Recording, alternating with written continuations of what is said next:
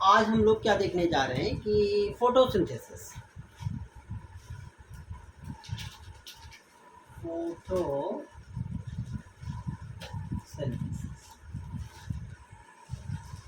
देखिए, photosynthesis nature में होने वाली सबसे महत्वपूर्ण, सबसे इम्पॉर्टेंट फिजियोलॉजिकल प्रोसेस है। क्योंकि फोटोसिंथेसिस से हमें दो चीज़ें मिलती हैं, एक ऑक्सीजन मिलती है और दूसरा हमें फूड मिलता है। तो photosynthesis, that's why photosynthesis is the most important, most vital physiological process which are taking place in the nature. Photosynthesis में एक्चुअली क्या होता है कि कहते हैं कि फोटोसिंथेसिस में हमें दो चीज़ें मिलती हैं, एक food and second one is oxygen. Food के रूप में क्या सिंथेसाइज होता है? Glucose C6H12O6। ग्लूकोज में कार्बन कंपाउंड सिंथेसाइज होता है, इसी कारण फोटोसिंथेसिस को हम और क्या कहते हैं? Carbon assimilation. Photosynthesis is also known as carbon assimilation. तो फोटोसिंथेसिस में एक्चुअली मान लीजिए कि ये ग्रीन प्लांट है। ग्रीन प्लांट की फोटोसिंथेसिस मेनली कहाँ होती है? प्लांट की लीफ में। इस लीफ में ही क्या होती है? फोटोसिंथेसिस। लेकिन अगर हम ये कह दें कि केवल लीफ में ही फोटोसिंथेसिस होती है तो ऐसा सही नहीं है।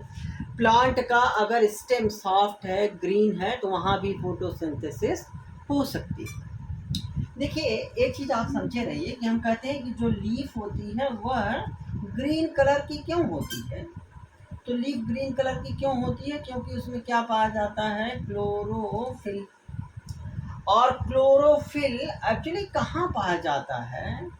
कि क्लोरोफिल प्लांट की लीफ में पाई जाने वाली सेल के अंदर। तो इसके पहले कि हम फोटोसिंथेसिस को देखें, थोड़ा सा हम लोग क्या डिस्कस करेंगे कि फोटोसिंथेसिस एक्चुअली प्लांट में कहाँ होती है? मेनली कहाँ होती है? लीफ में होती है।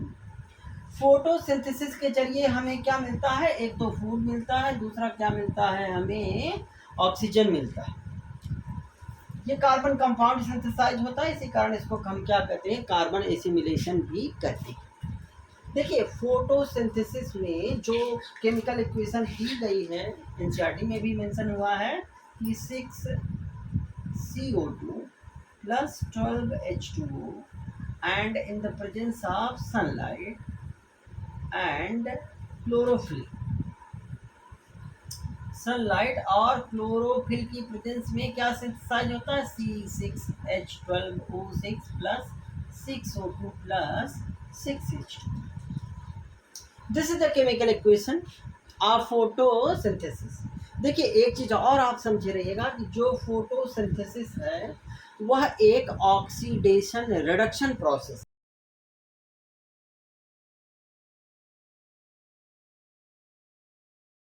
कि कार्बन डाइऑक्साइड का रिडक्शन होता है। कार्बन डाइऑक्साइड का रिडक्शन होता है। कार्बन डाइऑक्साइड का यानी कि हम कहें कि CO2 is reduced, CO2 is reduced into glucose C6H12O6। तो photosynthesis is an oxidation reduction process जिसमें रिडक्शन किसका होता है? CO2 का। और ऑक्सीडेशन किसका होता है? कि ऑक्सीडेशन किसका होता है? कि जो ऑक्सीडेशन का काम है वो किसका होता है? Water molecule. Water molecule is oxidised. तो CO2 से हमें CO2 रिड्यूस होकर के क्या बनाती है? ग्लूकोज। और इस वाटर मॉलिक्यूल का जब ऑक्सीडेशन होता है तो CO2 जब H2O जब ऑक्सीडाइज होता है तो हमें क्या मिलता है? कि H प्लस मिलता है और इसी से हमें क्या मिलती है? ऑक्सीजन भी मिलती है। तो फोटोसिंथेसिस में एक्चुअली एक चीज़ जान लीजिए कि फोटोसिंथेसिस में कार्बन डाइऑक्साइड का रिडक्शन होता है ग्लूकोज में, और वाटर मॉलिक्यूल ऑक्सीडाइज होकर के हमें क्या मिलता है? देता है हाइड्रोजन, देता है प्रोटॉन, देता है। और उसी के साथ साथ फोटोसिंथेसिस में जो ऑक्सीजन इवाल्व होती है, प्रोड्यूस होती है, वो कहाँ से आती है? वाटर मॉलिक्यूल से आती है। तो सबसे पहले फोटोसिंथेसिस जो सबसे इम्पॉर्टेंट फिजियोलॉजिकल प्रोसेस है जिससे हमें फूड मिलता है, ऑक्सीजन मिलती है, इसीलिए वो ज़रूरी है। कहाँ होती है? ग्रीन प्लांट की लीफ में होती है, कभी कभी स्टेम में भी होती है अगर क्लोरोप्लास्ट है तो सबसे पहले एक चीज़ हम देखेंगे कि आखिर में जो लीफ होती है उस लीफ की स्ट्रक्चर को एनसीईआरटी ने दिया हुआ उस डायग्राम को। सबसे पहले हम उसी डायग्राम पे आते हैं कि एक्चुअली लीफ में फोटोसिंथेसिस कहाँ पे होती है। सबसे पहले हम इसी को देखते हैं।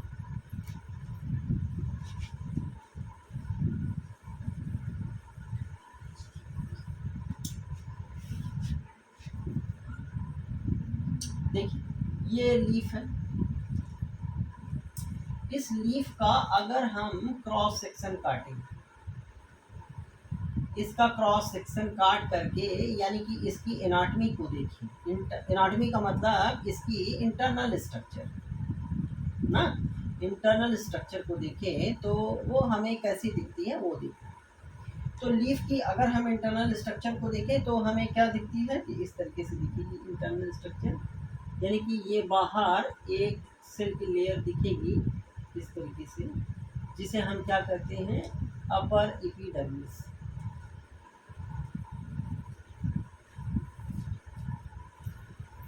और जो नीचे वाली स्ट्रक्चर दिखती है वो इस तरीके से सेल रहती है। This one is known as what? Lower epidermis. तो एक्चुअली ये वाला हिस्सा क्या है? अपर लोअर एपिडर्मिस, और ये वाला हिस्सा क्या है? Upper epidermis. इसके बाद ये जो एक थिक वेन जाती है वो एक्चुअली क्या होती है, इसको आप जानते होंगे, this is known as what? Mid rib. इसको हम मिड रिब कहते हैं, और जो पतली पतली होती है उसे क्या कहते हैं? वेन्स कहते हैं। तो जब हम लीफ का इंटरनल स्ट्रक्चर देखते हैं तो उसमें एक तो अपर एपिडर्मिस दिखेगी प्लांट की, जैसे हमारी बॉडी में आउटर मोस्ट लेयर क्या होती है? एपिथेलियम की होती है, उसी तरीके से प्लांट में आउटर मोस्ट लेयर क्या होती है? एपिडर्मिस होती है। लीफ में अपर एपिडर्मिस लोअर एपिडर्मिस दोनों है, और उसके बाद इसके नीचे सेल की एक इलांगेटेड सेल की एक लेयर होती है इस तरीके से, just like this।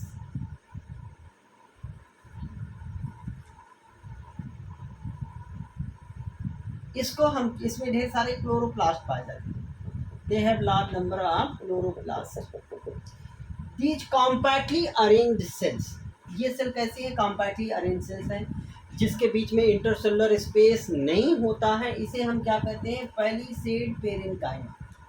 Palisade parenchyma. और बीच में ये जो मिडरिब होती है वो क्या रिप्रेजेंट करती है? That represent the vascular bundle, जिसमें कि क्या होते हैं कि देयर इज द फ्लोएम और जाइलम। ये पोर्शन क्या है? That is known as vascular bundle.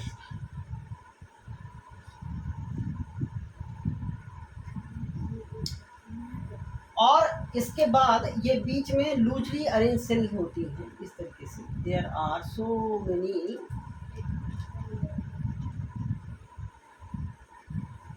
इसमें भी ढेर सारे chloroplast.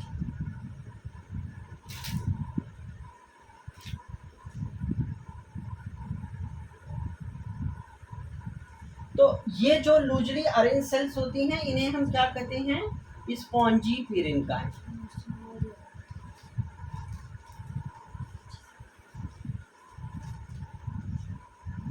Spongy parenchyma. This is the internal structure of the leaf. Leaf की एनाटमी है। हमें इसमें क्या समझना? फोटोसिंथेसिस कहाँ होती है? तो अपर एपिडर्मिस के ठीक नीचे इलांगेटेड सेल। इलांगेटेड का मतलब जिसकी लंबाई ज़्यादा होती है, चौड़ाई कम होती है। They have the more length than the breadth, that's why we are using the word elongated cell होती है। इस सेल के बीच में इंटरसेलुलर स्पेस नहीं होता, no intercellular space, intercellular spaces are absent, they are compactly arranged. इसके अंदर ढेर सारे क्लोरोप्लास्ट रहते हैं, और उसके नीचे वस्कुलर बंडल के चारों तरफ ढेर सारी लूजली अरेंज सेल्स होती हैं, जिसे क्या कहते हैं? Spongy parenchyma. तो तो स्पॉन्जी पेरेन्काइमा, पैलिसेड पेरेन्काइमा दोनों में ढेर सारे क्लोरोप्लास्ट होते हैं और इन दोनों ही सेल को यानी कि इस स्पॉन्जी पेरेन्काइमा को और इस पैलिसेड पेरेन्काइमा को हम क्या कहते हैं, इसी को हम कहते हैं, इन दोनों सेल को मिला के हम क्या कहते हैं, मेसोफिल। इन्हें मेसोफिल कहते हैं। यानी कि एक तरीके से हम कहें कि ये मेसोफिल दो में डिवाइड है। लीफ के अंदर जो मेसोफिल है वो दो ग्रुप में डिवाइड है। एक को हम क्या कह रहे हैं कि palisade parenchyma, one is known as what, palisade parenchyma, और जो दूसरा वाला है उसे हमने क्या कहा, स्पॉन्जी पेरेन्काइमा, स्पॉन्जी पेरेन्काइमा।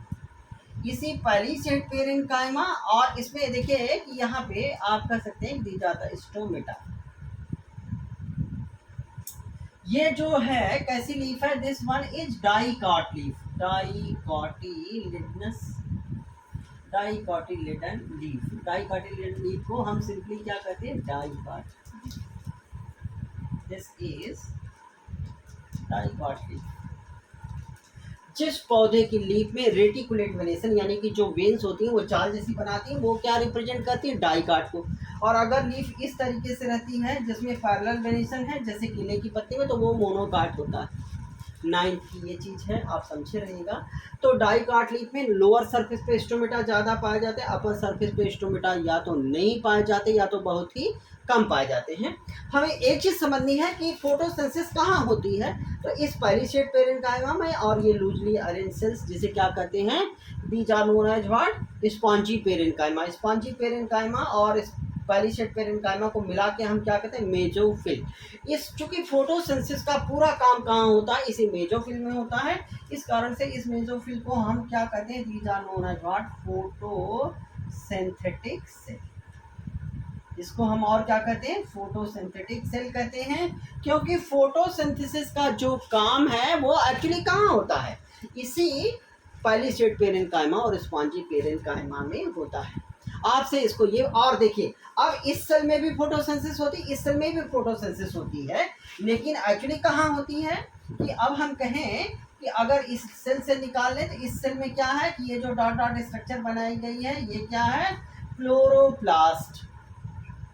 जैसे द क्लोरोप्लास्ट, इस क्लोरोप्लास्ट के अंदर फोटोसिंथेसिस होती है। और आप जानते हैं कि इस क्लोरोप्लास्ट को हम क्या कहते हैं, chloroplast is known as kitchen of the cell, kitchen of the cell. यानी कि फोटो, जैसे किचन में क्या होता है, खाना बनता है, पौधे में खाना कहाँ बनता है, इन दोनों सेल के अंदर। सेल में कहाँ, किस ऑर्गेनेल में बनता है, क्लोरोप्लास्ट में बनता है। क्लोरोप्लास्ट क्या है, that is known as kitchen of the cell. यानी फोटोसिंथेसिस का सारा काम कहाँ होगा, क्लोरोप्लास्ट में होगा। इस सेल में कहाँ, क्लोरोप्लास्ट। थोड़ा सा हम क्लोरोप्लास्ट के स्ट्रक्चर को देखते हैं ताकि आपको फोटोसिंथेसिस अच्छे से समझ में आए। वंस अगेन अंडरस्टैंड, ये लीफ है। लीफ में हमने दो चीज़ें देखी कि एक चीज़ हमने देखी कि ये अपर एपिडर्मिस, ये लोअर एपिडर्मिस, और ये कॉम्पैक्टली अरेंज पेरेन्काइमा और लूजली अरेंज सेल्स। और इसमें ढेर सारे क्या थे कि दे वर हैविंग द क्लोरोप्लास्ट, जहाँ पे फोटोसिंथेसिस होती है। क्लोरोप्लास्ट को मान लीजिए कि हमने इसमें एक सेल को निकाल लिया, इस सेल में क्या है, ढेर सारे क्लोरोप्लास्ट हैं। इस क्लोरोप्लास्ट की स्ट्रक्चर को हमने देखा। देखिए क्लोरोप्लास्ट, ये क्या है, क्लोरोप्लास्ट। क्लोरोप्लास्ट जिसे हम क्या कहते हैं, किचन ऑफ द सेल। ये कैसी है कि क्लोरोप्लास्ट की ये आउटर मेम्ब्रेन है, आउटर मेम्ब्रेन। चूंकि क्लोरोप्लास्ट दो झिल्ली वाला, दो मेम्ब्रेन वाला स्ट्रक्चर है, और ये क्या है, inner membrane. This is the inner membrane. और इसके अंदर ढेर सारी membrane like structure are present which runs from one end to another end of the chloroplast। ये जो मेम्ब्रेन लाइक स्ट्रक्चर होती है इसे हम क्या कहते हैं, that is known as lamellae. इस लैमेली के ऊपर क्या पाई जाती है, सिक्के के ढेर जैसी structure, just like this kind of structures are present. ये जो सिक्के के ढेर जैसी स्ट्रक्चर पाई जाती है क्लोरोप्लास्ट में इस लैमेली के ऊपर, इसे क्या कहते हैं, ग्रेनम। ग्रेनम सिंगुलर है, इसी को हम 9th में आपने पढ़ा होगा, प्लूरल इसका क्या है, ग्रेनम। ग्रेनम पाए जाते हैं। और इसके अंदर जो लिक्विड भरा रहता है उसे हम क्या कहते हैं, stroma, that is known as what, stroma. अब हाँ, आपको एक चीज समझनी, इस लीफ में फोटोसिंथेसिस कहाँ होती है, इस मेसोफिल सेल में, मेसोफिल सेल में। और मेसोफिल सेल में दो चीजें थी, एक पैलिसेड और स्पॉन्जी। सेल में मान लीजिए कि एक सेल ये है, इस सेल में कहाँ होती है, क्लोरोप्लास्ट में। क्लोरोप्लास्ट क्या है, एक सेल ऑर्गेनेल है दैट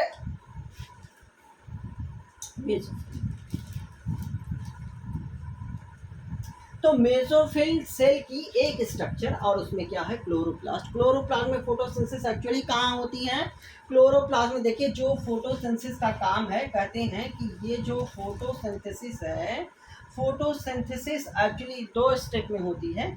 एक को हम क्या कहते हैं कि लाइट रिएक्शन, और दूसरे को क्या कहते हैं, डार्क रिएक्शन। तो आपको एक चीज समझे रहना है कि फोटोसिंथेसिस इसी क्लोरोप्लास्ट में होती है। ये जो ग्रेनम होता है, इसमें फोटोसिंथेसिस का क्या होती है, लाइट रिएक्शन। फोटोसिंथेसिस दो चरण में होती है, दो स्टेप में होती है। और ये जो स्ट्रोमा है, इसमें क्या होती है, फोटोसिंथेसिस की डार्क रिएक्शन। तो एक चीज हम लोगों ने देखा इस पर्टिकुलर वीडियो लेक्चर में कि फोटोसिंथेसिस एक्चुअली क्या होती है। फोटोसिंथेसिस एक कार्बन एसिमिलेशन भी कहते हैं। फोटोसिंथेसिस एक ऑक्सीडेशन रिडक्शन प्रोसेस है। CO2 से ग्लूकोज बनता है और वाटर मॉलिक्यूल से ऑक्सीजन और हाइड्रोजन मिलता है। और दूसरी चीज कि फोटोसिंथेसिस कहाँ होती है, फोटोसिंथेटिक सेल या मेसोफिल सेल किसे कहते हैं। क्लोरोप्लास्ट की स्ट्रक्चर भी हमने थोड़ा सा देखा ताकि आपको फोटोसिंथेसिस बेहतर तरीके से समझ में आए। In the next video lecture we will discuss that कि what are the different steps of the photosynthesis and the photosynthetic experiment. Thank you, children.